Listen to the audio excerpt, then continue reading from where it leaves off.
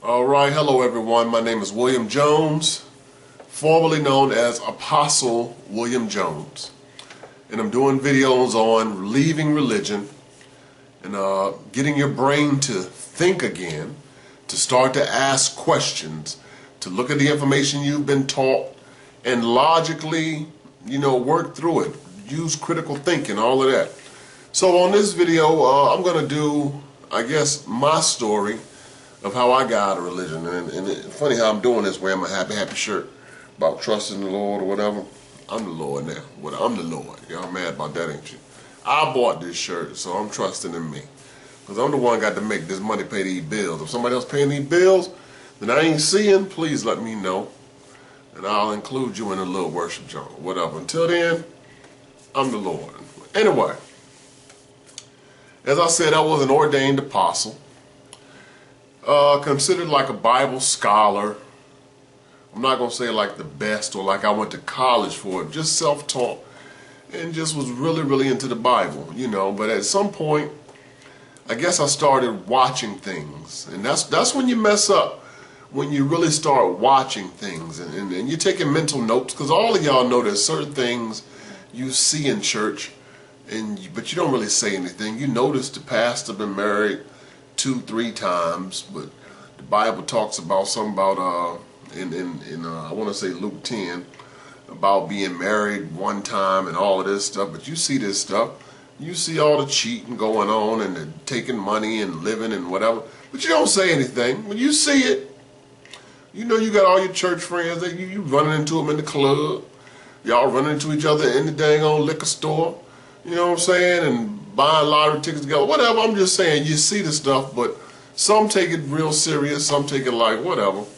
But anyway, as for me, first thing I started noticing was everybody loved the Lord, but nobody loved reading His Word.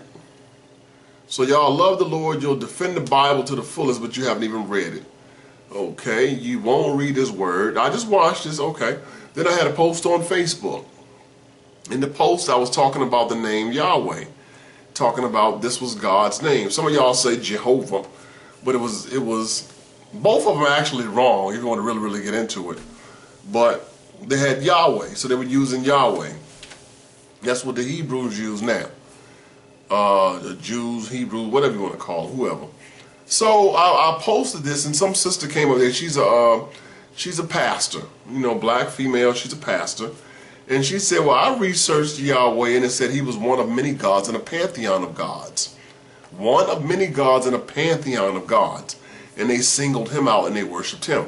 But that ain't my God, because my God is the only true God and whatever. Now, this baffles me, because if you research Yahweh, He is the God of the Bible. So the information that you came up with was actually the information about Him, but you didn't want to receive it because all our lives we've been told that there is one God, well, 3, Trinity, whatever, and He created everything, did everything. There ain't no God besides Him. That's all we've been taught coming from the Bible. None of us look at history. We only look at that Bible. And as long as you stay in the Bible, you'll stay in religion. That's why they tell you, don't be reading all that stuff, researching all that stuff, because you'll start to compare it and you're going to break that religion down. So I was like, this is crazy. So I inboxed the sister after I looked up some of the stuff, said, hold on. So you said this is not your God, but that is the God of the Bible. So she proceeded to dig all into me. I'm not getting into no debate with you about religion and whatever, and she blocked me or said something. So I'm researching the name Yahweh, come to find out Yahweh was like the son of El Shaddai. So it, depending on how you read it, all in all is a bunch of crap. So you had El Shaddai, and he had a wife who was Asherah, and they had children. One of them was Baal, who's demonized in the Bible with the prophet Elisha, the prophets of Baal. He battled the prophets of Baal. That's where the names came from. And another one was Yahweh. Well, in time they ended up turning El Shaddai into Yahweh. So that's why when you look in the earlier part of the Bible, with the Bible, it flip-flops. because Abram became Abraham. Abram and Yah, because you had the Yahwehists, the priests, the El people, different influences wrote different parts of Genesis. That's why you have two Genesis creations. If you look at Genesis chapter 1, it says God did. God created. God did this. God did that. You go to Genesis chapter 2, it says Lord God. Lord in all caps, which means Yahweh. So Yahweh Elohim.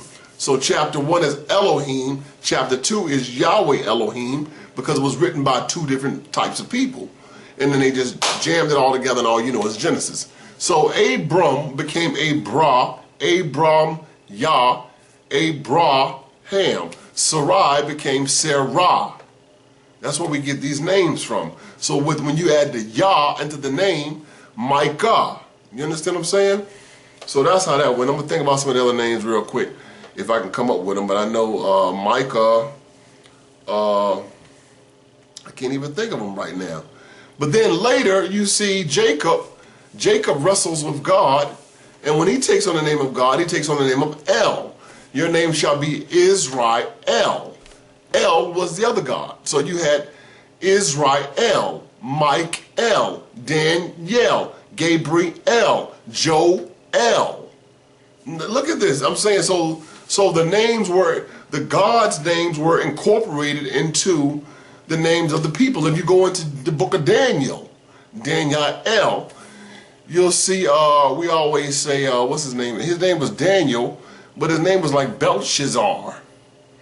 And then we say Shadrach, Meshach, and Abednego.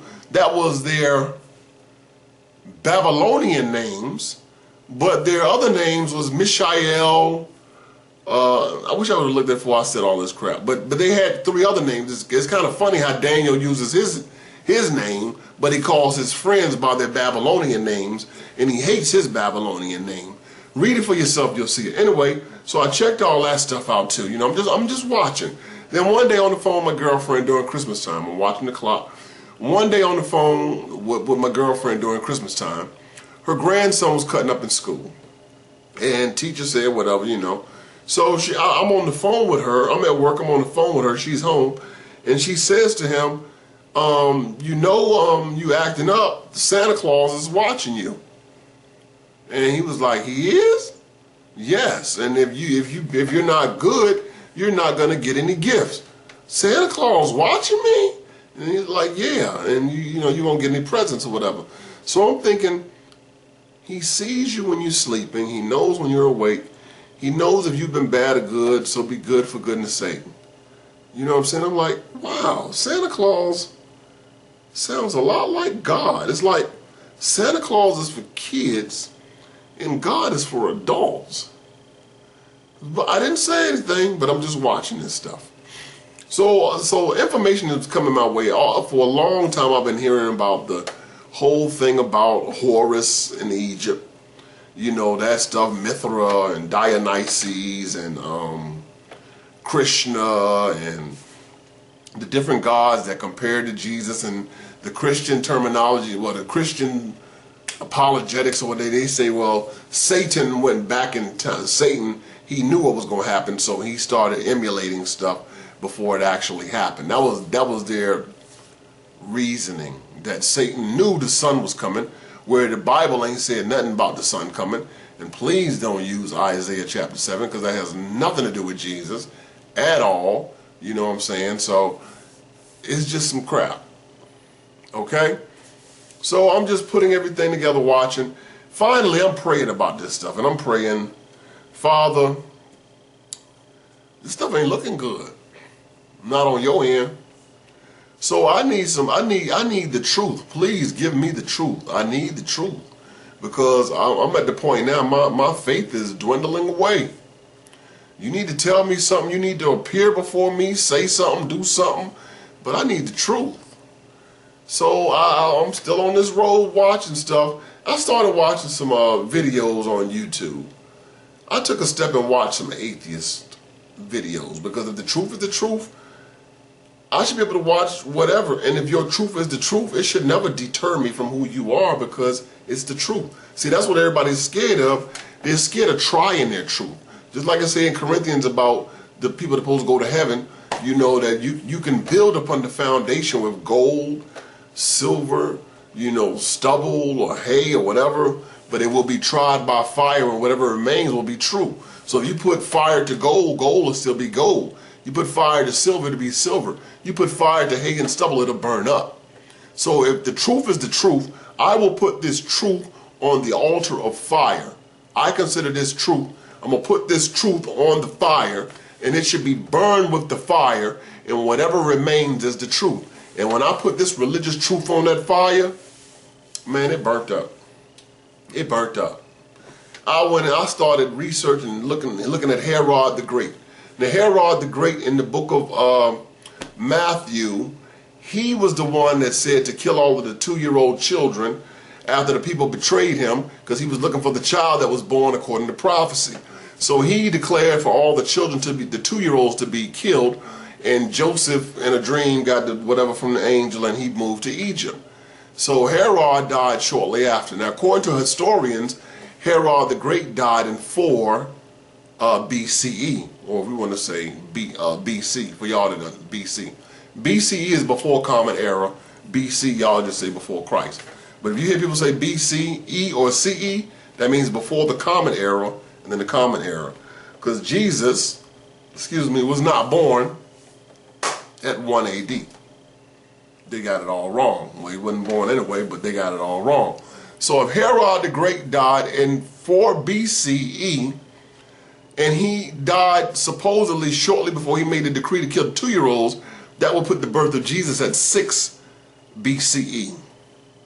Then you have some, very few, narrowly, who are really trying to make this thing fit to say that Herod died in 2 BCE, which will put Jesus' birth at 4 BCE. And remember, when you're counting BC, you would go from 4 to 3 to 2 to 1 AD, and then count up 1, 2, 3, 4. So none of it, I mean, it just doesn't add up. But then in Luke said there was a decree for all the people to go to their hometowns from their families and pay this tax, which is ridiculous. It's never happened.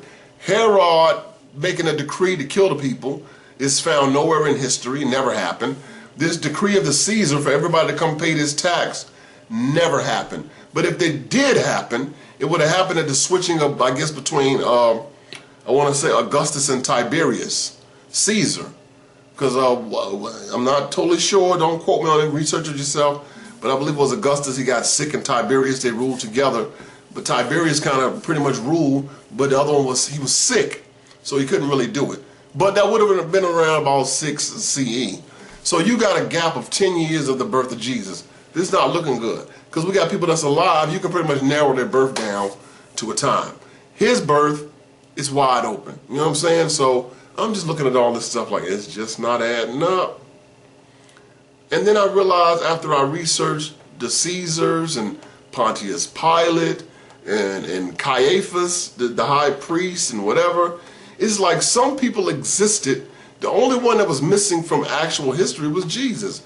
He was like Forrest Gump. You know, Forrest Gump, he met the presidents and he met Elvis and the guy that made the smiley face things and all of this. He met all of that. He met the people who are actual people, but Forrest Gump himself was a fictional character.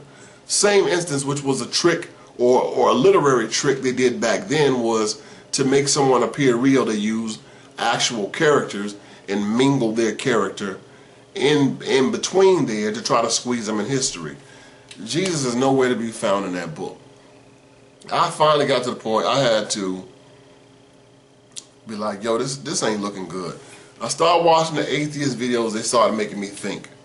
And I was thinking, and they're talking about scriptures, and I knew scripture, and I knew it didn't add up, but I just, like, I'm missing something, so that's why it doesn't add up.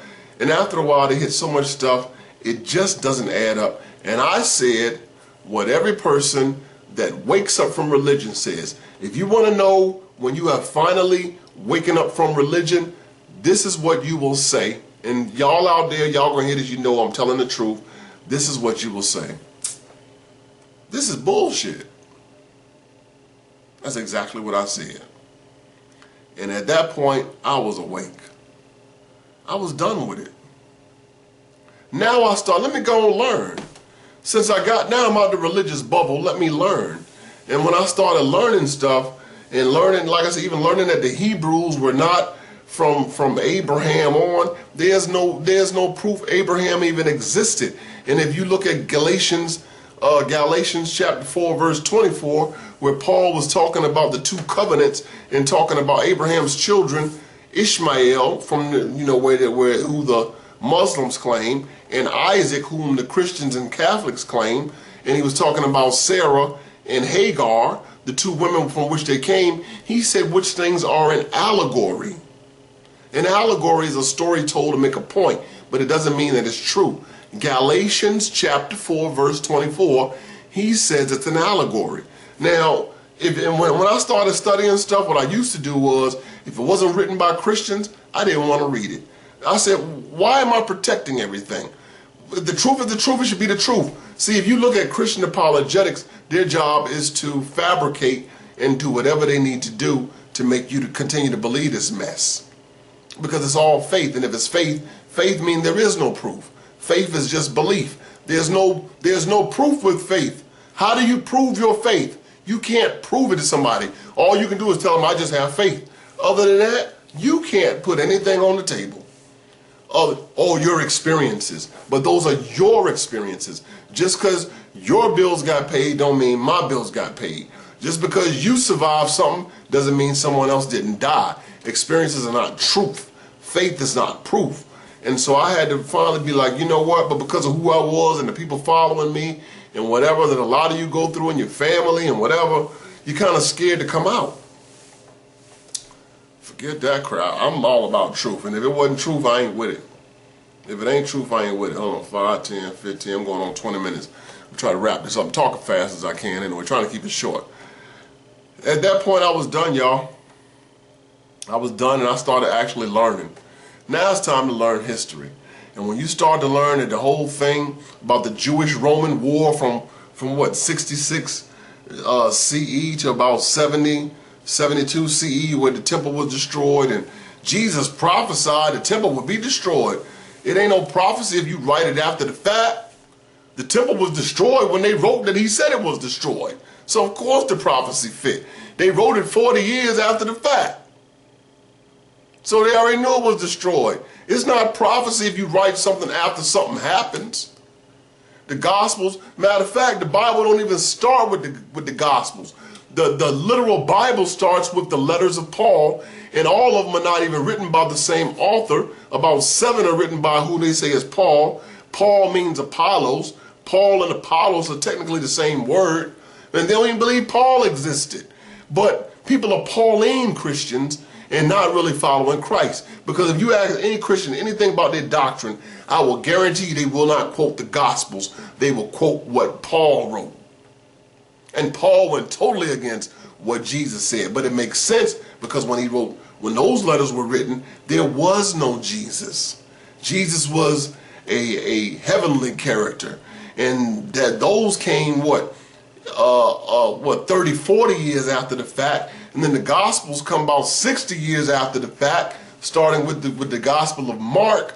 And Mark was not one of the characters who was an apostle or anything, but yet he was an eyewitness account. But it was a story. It was a narrated story, because if Jesus went off by himself and prayed, how do you know what he said? If he was in the garden and he prayed and they was asleep, how do you know what he said? If Jesus went off with Pilate and was talking, how do you know what was said? If Pilate was talking with his wife, how do you know what was said? It was a story.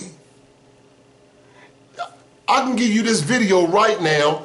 Tomorrow, tell somebody about this video word for word, like the Bible does, conversations back and forth, word for word. I bet you couldn't do it after watching this video 24 hours after the fact. You couldn't do it, let alone 40 to 60 years after the fact. It's stories. How do you know what everybody was thinking? Because it's a story. And the Gospel of Mark ended with the women running from the tomb.